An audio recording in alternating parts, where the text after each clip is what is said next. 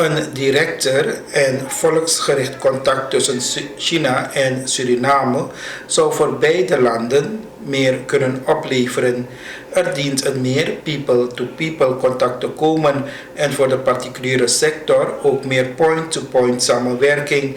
Dat zegt de voormalige ambassadeur van China in Suriname, Chan Yingxiong, die momenteel op werkbezoek in Paramaribo vertoeft. Hij hield dinsdag in Hotel Torarica een lezing over economische en handelsmogelijkheden met China. Chinese President Xi Jinping therefore put forward the great thoughts of building a new type of international relations and a community with shared future for mankind. First, we uphold mutual respect. Countries, no matter they are big or small, strong or weak, rich or poor, are equal members of the international community and should be treated in an equal way.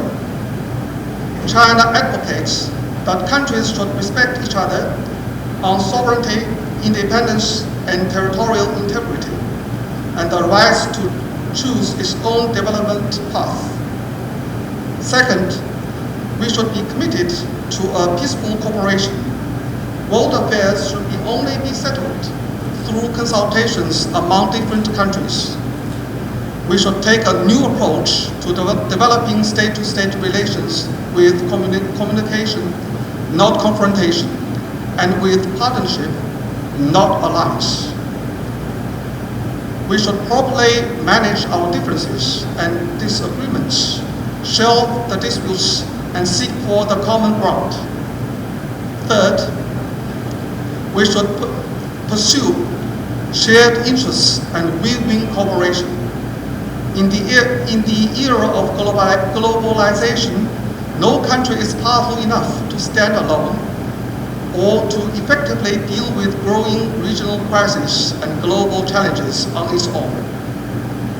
Different countries must work together.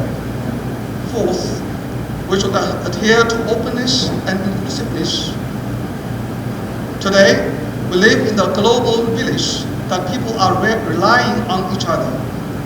The economy and social development of different countries are deeply interconnected and interacted. China advocates that member states should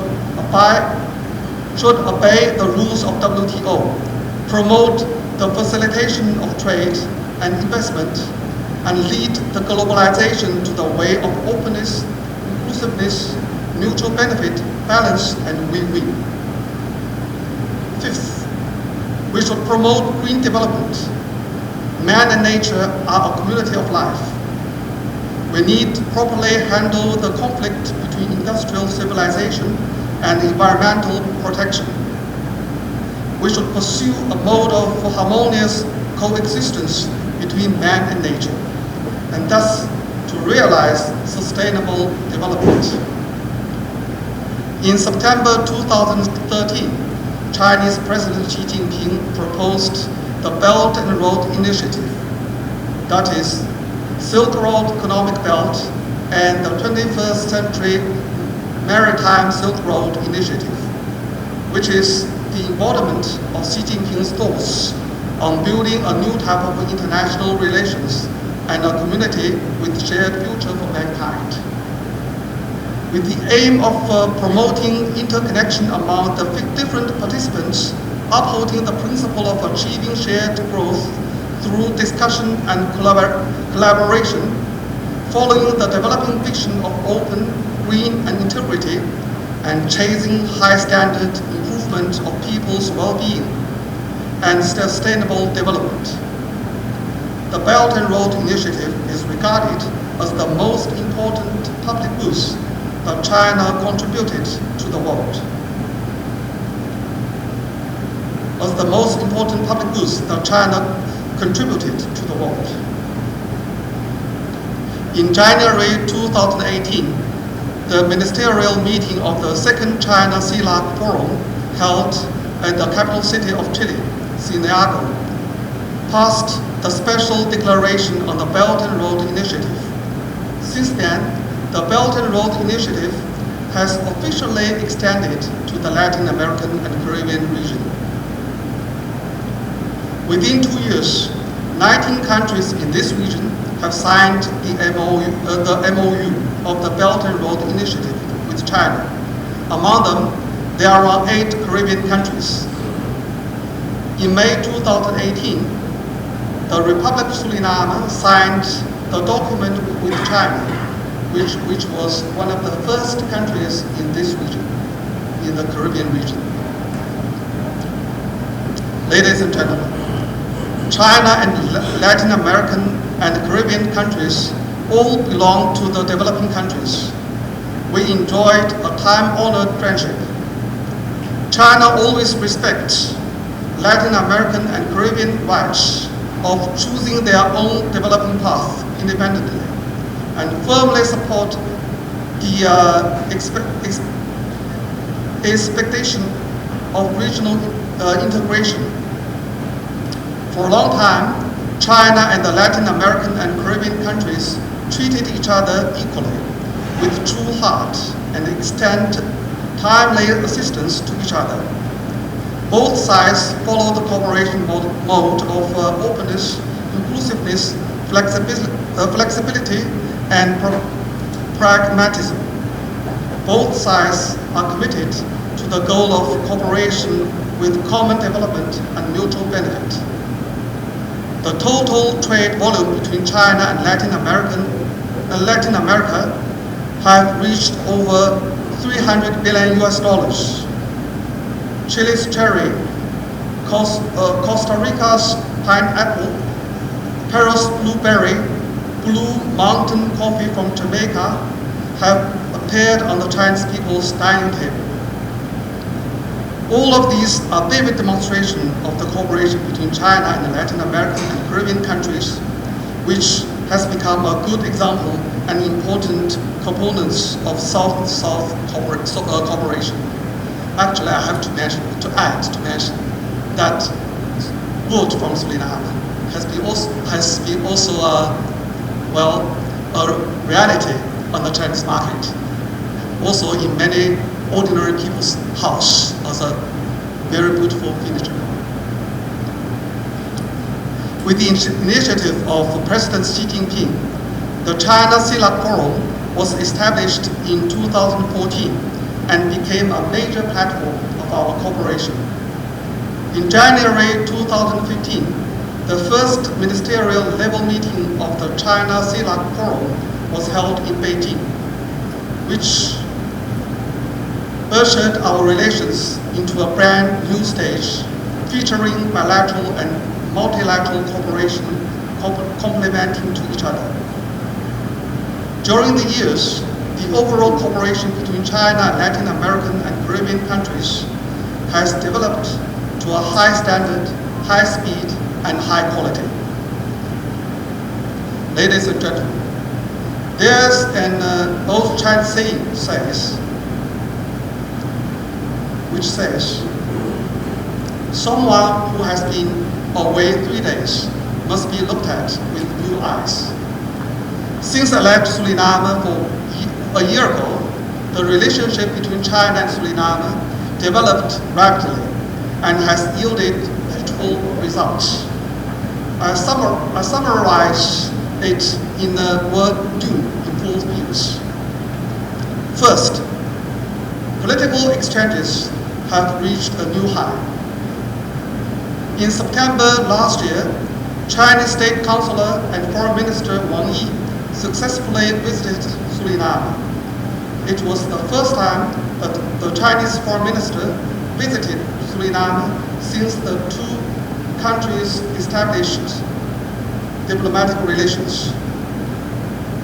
During his visit, State Councilor Wang Yi met with President Bouterse, Vice President Adin, and Foreign Minister Begler, and signed several cooperation documents and pushed the bilateral relations to a new level. In April, Minister of Finance of Suriname, Hoofdraad, and Director of President Office, Bergdijk, attended the second Belt and Road International Cooperation Summit Forum. provided strong support to the success of the forum. The two countries have always supported each other in matters involving their core interests and major concerns. Suriname has constantly adhered to the One China principle and supported China's position on the UN Security Council reform and the South China Sea issue. So we appreciate it very much. As a good friend of Suriname, China supports Suriname in safeguarding its sovereignty and territorial integrity and provided assistance to Suriname's economic and social development within our capacity. Second, pragmatic cooperation between our two countries has opened a new chapter. In May last year, China and Suriname signed the Memorandum of Understanding on the Belt and Road Cooperation, which provided an important opportunity for the upgrading and updating of cooperation between the two countries. Under the Belt and Road Framework, Manica Hospital has successfully started and will be completed soon. Suriname National Infrastructure Project, that is to say DALEM-4, National Broadband Network construction, and some other major projects progressed smoothly. A few new pragmatic cooperation projects which will help to lift the people's livelihood are actively prepared. The scale of economic and trade cooperation between the two countries has continued to expand.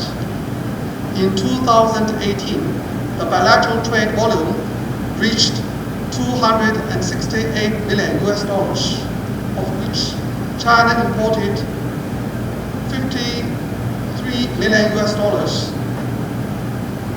and an increase of more than 100%.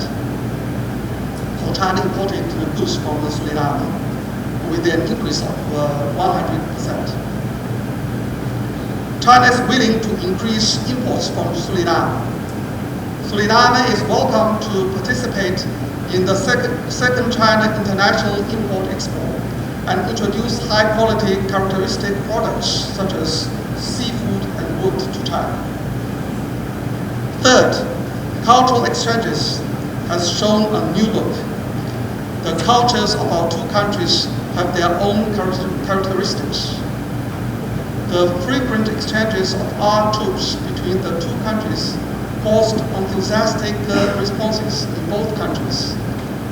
The Chinese side attached great importance to the human resources cooperation between the two countries and has continuously increased the number of scholarship and training chances.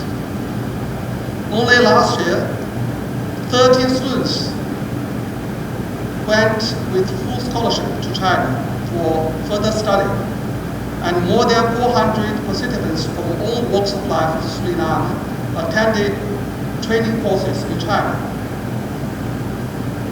Within the promotion of the Confucius Institute and Suriname Chinese School, learning Chinese and Chinese culture has become a pervasive fever in Suriname. Fourth, bilateral cooperation on international issues has made a new progress. Both China and Suriname are developing countries. We maintain a good tradition of communication and coordination on major global issues in international and multilateral affairs to safeguard the common interests of our two countries and the developing countries as a whole. We support each other in major international issues and international organizations' elections. Not long ago, Chinese candidate Dr. Qu Dongyu was elected as the Director General of the UN Food and Agriculture Organization, which is inseparable from the support of Suriname. China has also taken practical action to support Suriname's concerns about climate change and financing for development of small island developing states. In February this year, the 7th consultation between the Ministry of Foreign Affairs of China and the Caribbean countries was officially held in Beijing. Suriname Foreign Minister's consultant Kerbens led a delegation to China to co-chair the consultation with China and made an important contribution to the success of the consultation. Ladies and gentlemen, looking into the future, the relationship between our two countries can be described as a Chinese old poem. From shore to shore, it is wide at high tide, with the wind and it is with the wind and suitable for sailing. From shore to shore, it is wide at high tide, and it is suitable for sailing with the wind. Further developing bilateral relations and promoting mutual beneficial cooperation between the two sides conform to the common aspirations and interests of the two peoples. The future of our relationship is, of course, closely related to the younger generation. Youth is the hope of our country. The good wish and hope of our two countries are on their shoulders. I hope more and more young friends from Suriname will come to visit China or study there and become a petitioner, promoter, and contributor of our bilateral friendship and cooperation in the